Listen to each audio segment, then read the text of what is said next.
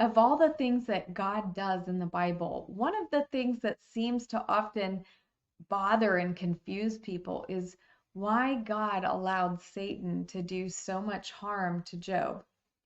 If you're not familiar with the book of Job, here's what happens.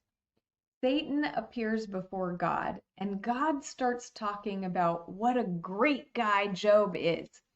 And Satan's response is, yeah, well, of course Job is good now. You always bless him and protect him. But what would happen if you stopped blessing him and protecting him? Satan bets that Job would curse God. And it seems like God takes Satan up on the bet. God allows Satan to torment Job. So Satan goes off to torment Job, and he kills his kids, destroys all his possessions, and eventually even strikes Job with all kinds of physical pain and suffering. Job's got sores all over his body. He feels awful. He's so miserable that he wishes he had never been born. So people often look at God's actions here and say, wow, that was really cruel. Why did God let Satan do that to Job? It's unfair, and it seems like God just wanted to win a bet. How awful. If that is what you're thinking, then you have fallen into the perfectly placed trap that the book intended. The book of Job has one main purpose, and that is to expose the error in human judgment. The book's goal is to show you why it is wrong for humans to make judgments about people and about God. All people are tempted to make judgments, and we often feel like we're justified in making judgments. We think we know the right information.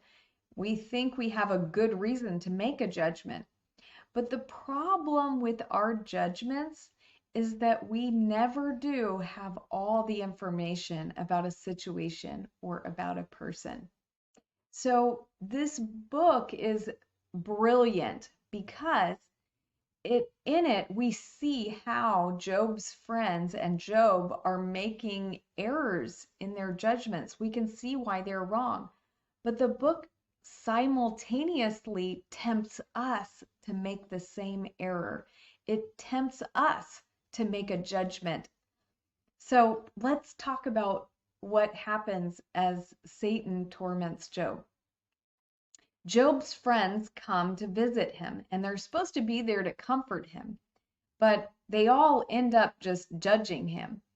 Job is crying out to his friends. He's saying, why did I not perish at birth and die as I came out of the womb? Why were there knees to receive me and breasts that I might be nursed? Job is suffering so much that he just wishes he had never been born. He's in total desperation. And how do his friends respond? Well, they take turns telling Job that he must have done something wrong and that God is punishing him.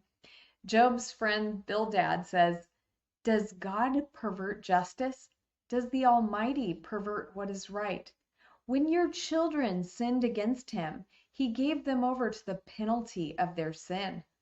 But if you will seek God earnestly and plead with the Almighty, if you are pure and upright, even now he will rouse himself on your behalf and restore you to your prosperous state.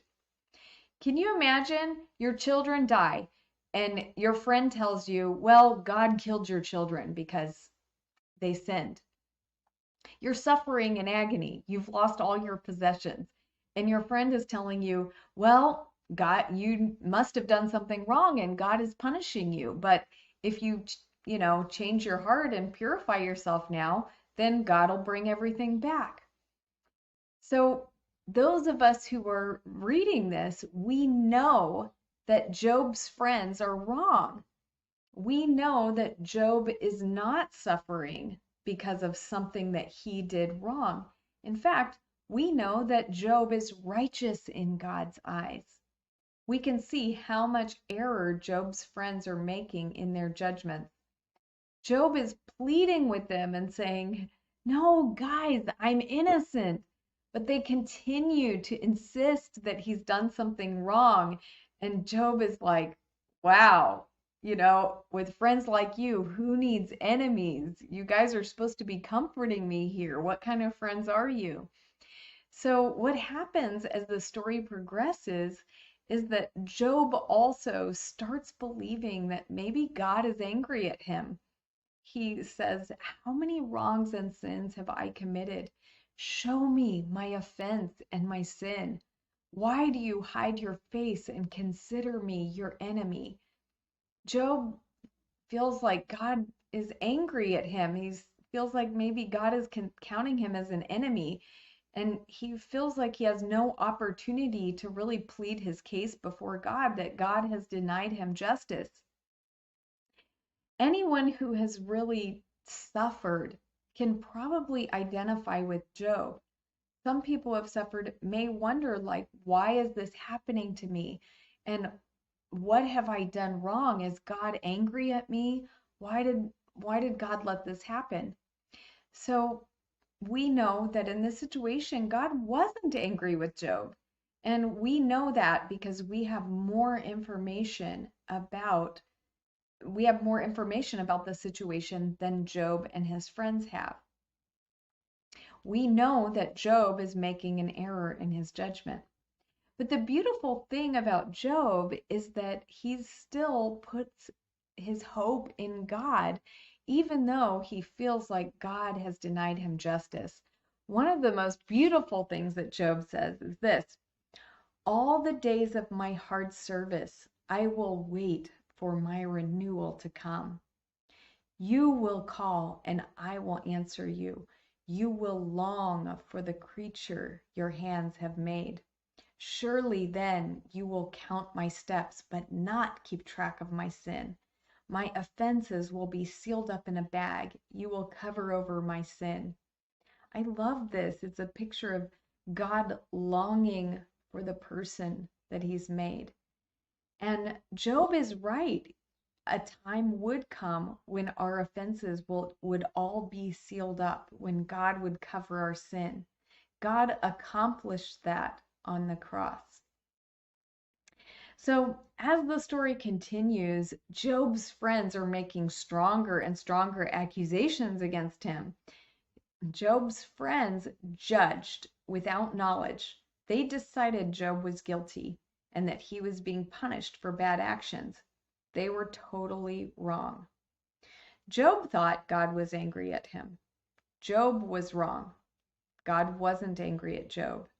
Job didn't have all the information. Job's friends didn't have all the information. And like Job, we might be tempted to judge God in this situation. We might want to accuse God because it seems unfair and cruel that God would let Satan torment this righteous man.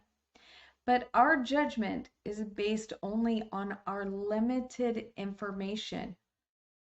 We only know about God's conversation with Satan. We don't know the real reason why God made this decision. Just like Job and his friends, we don't have all the information, so our judgment will be wrong. There's only one being with all the information. That's God. Toward the end of the book of Job, God finally responds to Job. And God's response is to Job, but it's also to all of us who have made judgments with our limited knowledge.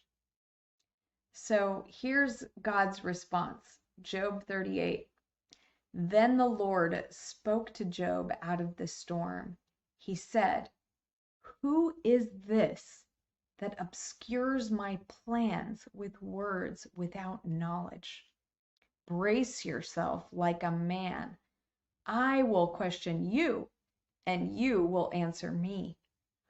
Where were you when I laid the earth's foundations? Tell me if you understand. Who marked off its dimensions? Surely you know. Who stretched out a measuring line across it? Or on what were its foundings set? Who laid its cornerstone, while the morning stars sang together and all the angels shouted for joy? Who shut up the sea behind doors when it burst forth from the womb? When I made the clouds its garment and wrapped it in thick darkness? When I fixed limits for it and set its doors and bars in its place?